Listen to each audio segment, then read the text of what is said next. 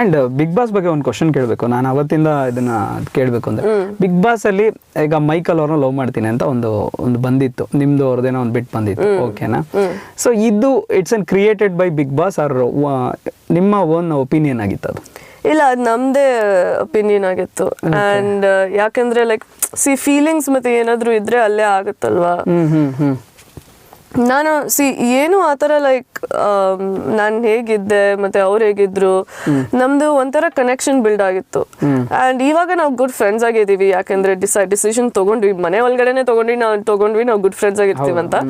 So ಇವಾಗ್ಲೂ ನಾವು good friends ಆಗಿದ್ದೀವಿ, ಯಾಕಂದ್ರೆ ಅದು ಒಂದು ಲವ್ ಅಂದ್ರೆ ಡಿಫ್ರೆಂಟ್, ಕಂಪ್ಯಾಟಿಬಿಲಿಟಿ ಅಂದ್ರೆ ಡಿಫ್ರೆಂಟ್ ಅಲ್ವಾ.